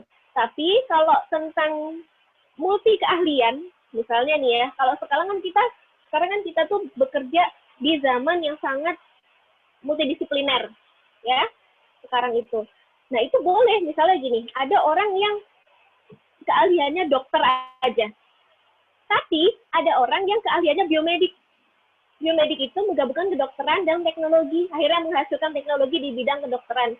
Tentang misalnya buta warna, tentang misalnya alat-alat kedokteran yang canggih itu, gitu. Artinya dia kan harus menguasai bukan hanya tentang ilmu kedokteran, dia mesti menguasai ilmu elektro, gitu ya, kayak gitu. Nah, itu boleh. Jadi, kita orang yang mana itu sangat bergantung dengan kapasitas diri kita tadi. Gitu ya. Apakah kita memang punya keahlian pemikir yang kuat gitu ya, punya keahlian narasi pikiran yang kuat, atau kita menjadi orang yang punya keahlian apa misalnya networking yang kuat, itu akan berbeda. Dia bagusnya jadi apa, gitu ya. Misalnya ada teman-teman yang jago menginfluence orang gitu ya, jago menginfluence orang lain. Tapi secara thinking base gitu dia nggak begitu bagus misalnya gitu. Ya dia nggak cocok kalau jadi ilmuwan. Gitu. Coba lihat deh, tipikal ilmuwan, expert, biasanya mereka tidak selalu influencer. Tipikal influencer, biasanya mereka bukan expert. Teman-teman lihat aja ya, maksudnya di sosial media sekarang.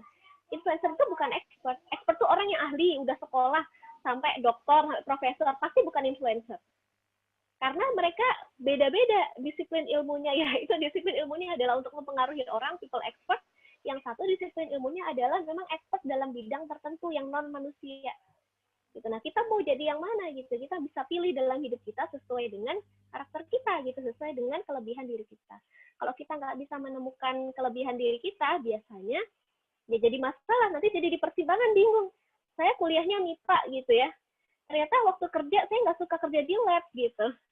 Saya sukanya kerja ketemu orang. Nah, artinya kan nggak match. Bisa sih jadi sales laboratorium misalnya gitu. Kayak gitu. Itu contoh kecil di profesi ya. Begitu.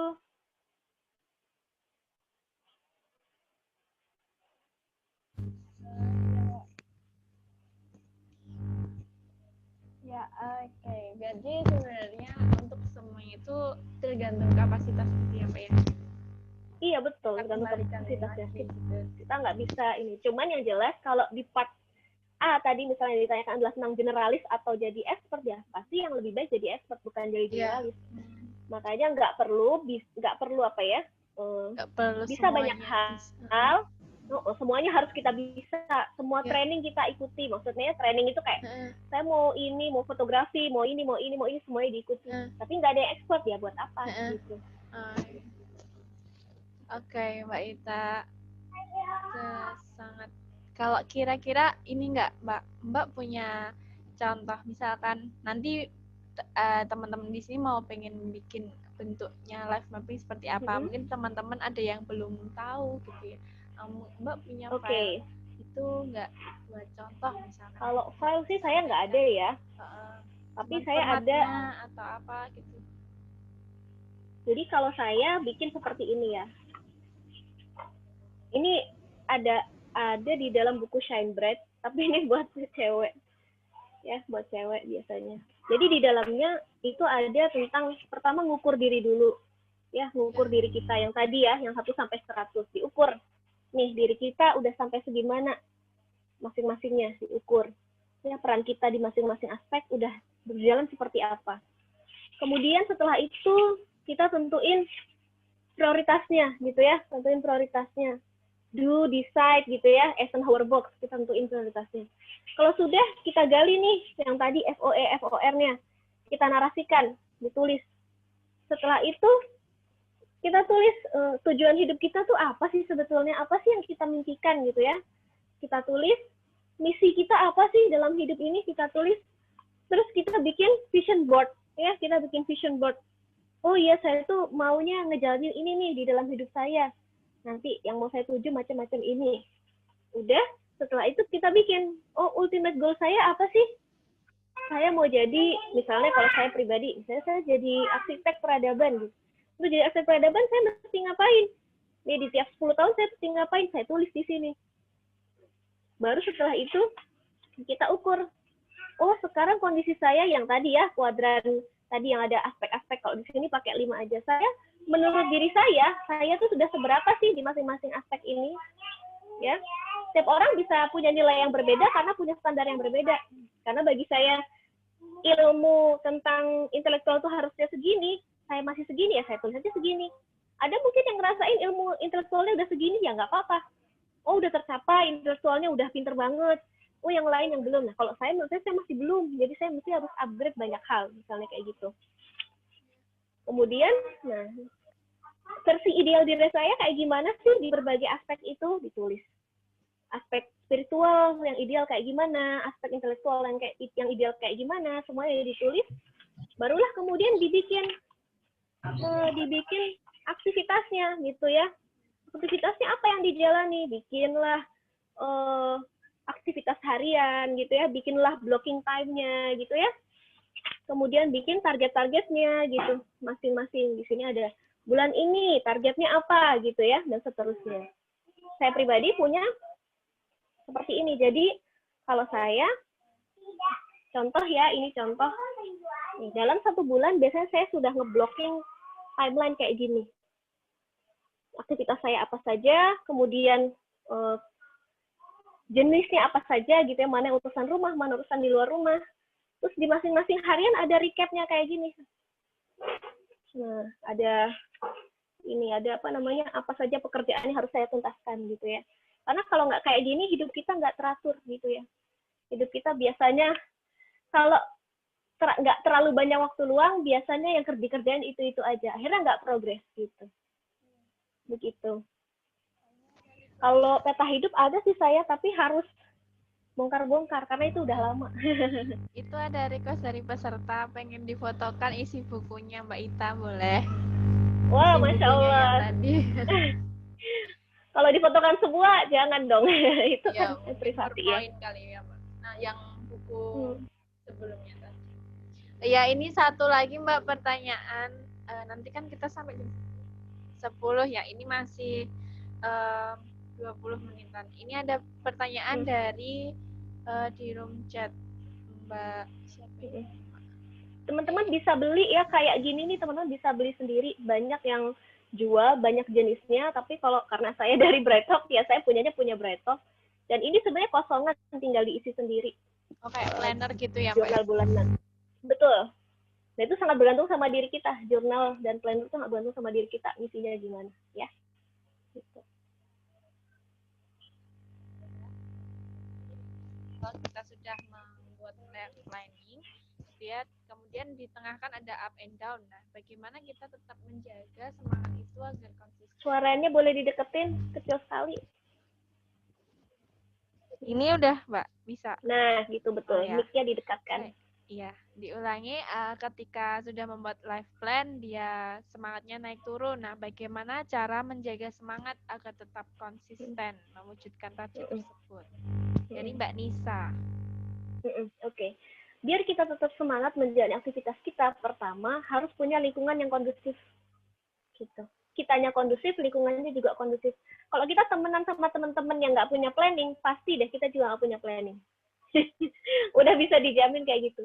Lingkungan tuh sangat menentukan diri kita kayak gimana, gitu ya. Kemudian kitanya sendiri juga harus punya ambience yang membuat diri kita terus semangat. Kalau saya begini biasanya ya, misalnya nih, saya punya rencana tahun 2020 ini saya mesti punya keahlian A, B, C, D. Saya cari gimana caranya saya bisa punya keahlian itu. Jadi misalnya untuk bulan depan nih, itu udah di planning, bulan depan tuh saya mau ngapain, belum dijalanin kan bulan depannya. Bulan ini sudah di-define, bulan depan tuh fokusnya A, B, C, D. Jadi yang lain prioritasnya minggir gitu.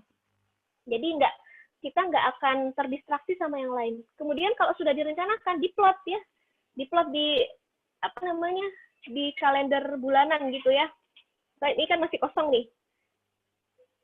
Ditulis nih rencana-rencana kita. Oh, saya mau ikut kelas ini gitu ya. Oh, saya mau ini. Oh, saya punya jadwal ngajar seperti ini misalnya. Oh, saya ada jadwal ujian mahasiswa misalnya. Semuanya diplot gitu. Kita lihat mana waktu-waktu yang kosong. Nah, waktu yang kosong itulah yang boleh dimanfaatkan untuk leisure time. Leisure time itu waktu senang-senang. Kongko sama teman gitu ya, nonton apa gitu ya. Gitu. Kalau saya kan mungkin berbeda sama teman-teman ya, saya sudah menikah, punya anak, punya suami, punya tanggung jawab yang lebih banyak. Jadi ya, waktu leisure-nya lebih sedikit gitu ya, waktu leisure-nya lebih sedikit. Nah, itu jadi lebih terkontrol, jadi kita bisa ngejalaninnya nggak ngasal gitu. Kalau sudah di sini, di breakdown, di harian gitu ya, di hariannya di breakdown aktivitasnya apa. Nah, ini kalau kita tidak punya mimpi yang besar tadi yang kita bahas di dalam materi itu nggak akan jadi apa-apa juga. Kita hanya ngejalanin rutinitas itu aja, nggak ada tujuannya. Makanya perlu big picture-nya dulu, kita mau jadi apa, seperti apa gitu ya, gimana. Baru kita bicara detailnya gitu. Detailnya itu diturunkan dari hal-hal besarnya. Biar sinkron, misalnya gini, mau jadi hafizah gitu ya, mau jadi hafizah. Kalau teman-teman nggak punya tujuan dari hafizah, setiap hari tilawah, berapa lembar, udah selesai. Gitu ya. Tapi kalau teman-teman punya tujuan, saya mau jadi hafizah, dalam waktu berapa lama? 5 tahun misalnya. Oke, 5 tahun berarti 1 tahunnya harus dapat berapa juz? Misalnya, dapat 6 juz. Berarti 6 juz, berarti dalam 1 bulan dapat berapa? 2 juz. Berarti 2 juz dibagi 30 hari. Dalam 1 hari mesti setoran berapa? Gitu loh. Jadi kita mesti punya target yang di breakdown kayak gitu. Kalau kita nggak terbiasa seperti itu, biasanya ya nggak tercapai rata-rata gitu ya. Tapi ada hal-hal yang pengen saya share ke teman-teman yang Masya Allah, menurut saya ya, itu sangat efek dalam hidup saya. Ketika kita berani menuliskan mimpi, kita berani menuliskan rencana hidup kita, kadang walaupun kita nggak sebagus itu ikhtiarnya gitu ya, ternyata Allah Subhanahu wa Ta'ala itu punya rencana yang lebih baik daripada kita gitu ya. Atau biasanya Allah mengabulkan itu. Ini terbukti ya, nggak cuma di saya, di keluarga saya, di kakak saya juga kayak gitu. Dulunya pernah nulis apa sampai udah lupa kertasnya ya, kertas mimpinya itu. Berapa tahun kemudian dibuka, Masya Allah ternyata Allah wujudkan harapan-harapan itu. Kuncinya adalah berani punya rencana terhadap hidupnya. Diajukan ke Allah, ya Allah ini yang saya ajukan untuk hidup saya, jika engkau ridho maka mudahkanlah, berkahilah gitu. Tapi kalau misalnya engkau nggak ridho, gantilah dengan yang lebih baik gitu. Nah, ada banyak orang dalam hidupnya nggak berani melakukan hal itu. Jadi hidupnya ya udah jalan begitu aja. Begitu, Mbak Latifah. Juga memang harus butuh keberanian. Keberanian ya, Kak. Halo? Iya. Ini masih ada sedikit waktu, tapi ada pertanyaan hampir sama pertanyaannya. Intinya bagaimana biar nggak males gitu. Karena terus kemudian juga seringnya berubah-ubah keinginannya. Jadi belum konsisten dengan keinginannya, dengan visi misinya seperti itu. Itu bagaimana solusinya? Ini mungkin pertanyaan terakhir ya Mbak. Sebelum itu nanti closing statement. Setelah ini pertanyaan closing statement. Oke, baik, bismillahirrahmanirrahim. Gimana caranya biar nggak malas? Ya jangan malas. Nggak ada cara untuk nggak malas kecuali kita beranjak dari kemalasan itu. Nggak ada. Dilawan gitu ya kemalasan itu gitu. Kalau kita turutin dia akan semakin memperbudak kita gitu. Nafsu itu begitu. Kita mesti tahu dulu bahwa yang namanya kemalasan itu masuk ke dalam nafsu gitu ya. Nafsu diri gitu. Setiap kita dikasih potensi sama Allah, dikasih akal ya, dikasih pikiran, dikasih hati gitu ya, dikasih jasad gitu. Kalau kita nggak manfaatkan dengan baik, dia nggak akan bisa bekerja dengan baik juga. Siapa yang kontrol hati kita, iman kita?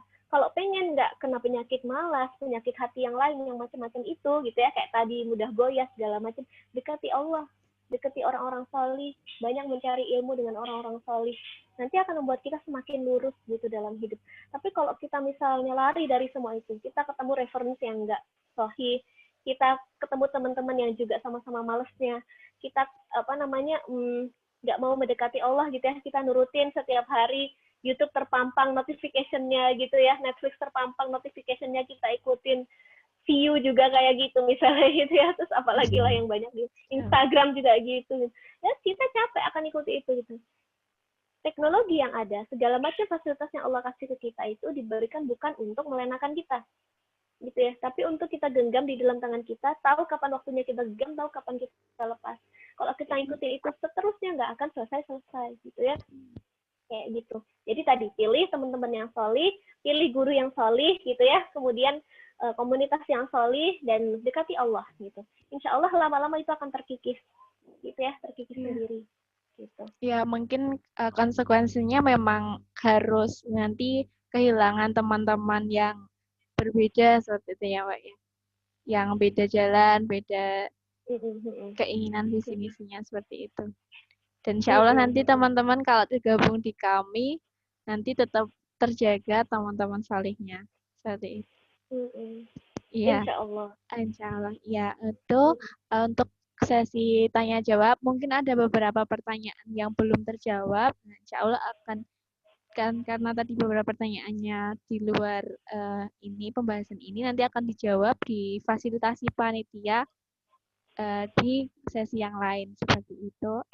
Dan untuk menutup sesi pada pagi hari ini Mbak Ita ada closing statement untuk peserta.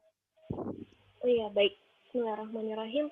Jadi untuk teman-teman semua yang baru memulai perjalanan di kampus gitu ya, pasti materi ini wow gitu ya, Masya Allah gitu, ternyata dikasih gambarannya big picture-nya yang sangat besar gitu. Iya, saya sengaja memberikan big picture yang sangat besar, karena apa? Teman-teman mesti start from the end ya, mesti memulai dari yang akhir. Kalau teman-teman nggak tahu tujuan akhirnya, teman-teman akan sulit mengawali gitu ya, teman-teman akan sulit melangkah gitu. Makanya teman-teman mesti tahu akhirnya tuh apa sih yang mau dituju, biar teman-teman bisa breakdown menuju ke sana.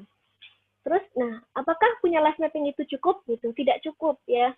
Teman-teman perlu punya supporting system untuk mewujudkannya. Supporting system itu apa? Kekuatan diri ya, spiritual diri yang kuat gitu ya.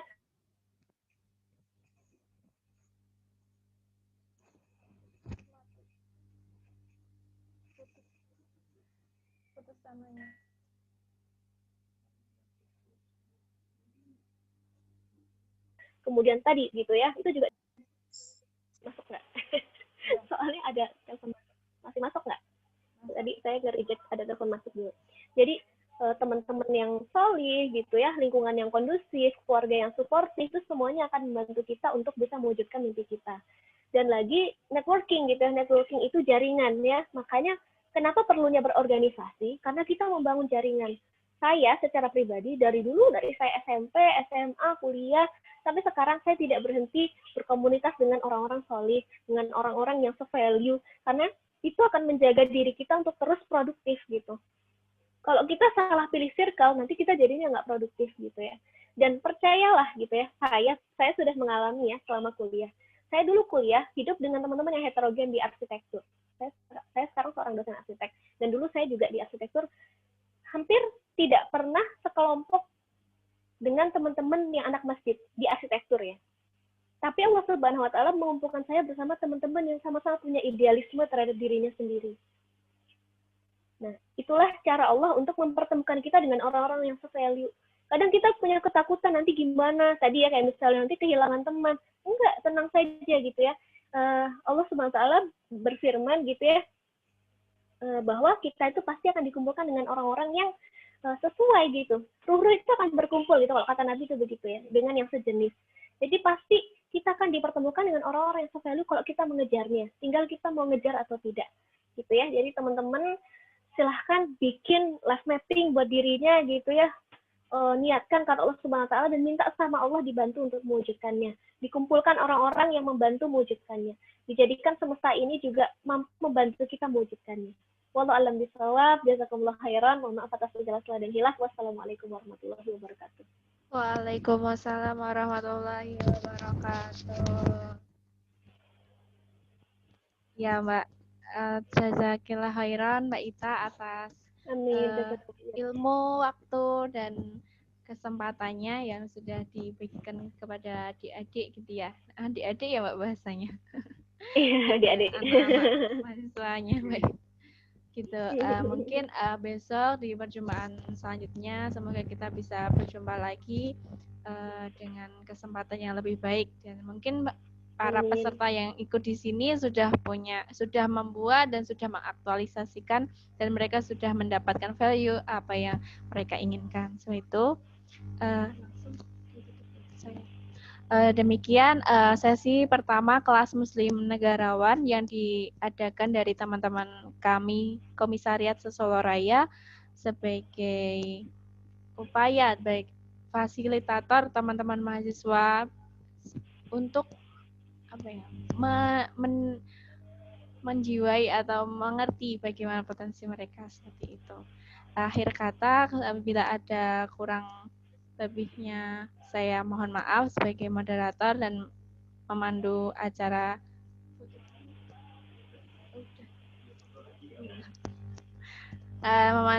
pada pagi hari ini. Akhirul kalam, wassalamualaikum warahmatullahi wabarakatuh. Waalaikumsalam warahmatullahi wabarakatuh. Oh ya, kepada Mbak Ita monggo dipersilahkan melanjutkan aktivitasnya. Terima kasih Mbak Saya Ita. pamit ya teman-teman semua ya. Assalamualaikum warahmatullahi wabarakatuh. Nanti materinya silakan boleh teman-teman yang lain. Iya Mbak, jazakillah khair. Iya, waalaikumsalam. Terima kasih.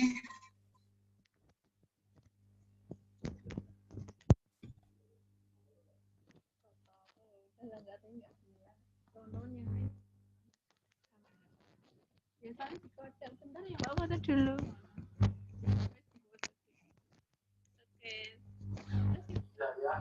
Maaf Kak, apakah ada absen? Oh, enggak usah. Halo, assalamualaikum semuanya, masih stay tune? Masih. Ya, tadi ada yang terpantau sambil sarapan, nggak apa-apa ya. Mungkin yang lain masih mau sarapan atau gimana, monggo. Tapi selain itu tetap memperhatikan adabnya dalam mencari ilmu ya, karena hari ini kita akan belajar beberapa ilmu. Gitu, demikian sesi pertama live mapping yang telah disampaikan oleh Mbak Ita Royhanah, dan saya sebagai moderator mohon maaf bila ada kurangnya. Akhirul kalam, saya kembalikan ke MC nanti ya. Akhirul kalam, wassalamualaikum warahmatullahi wabarakatuh. Oke, terima kasih semuanya.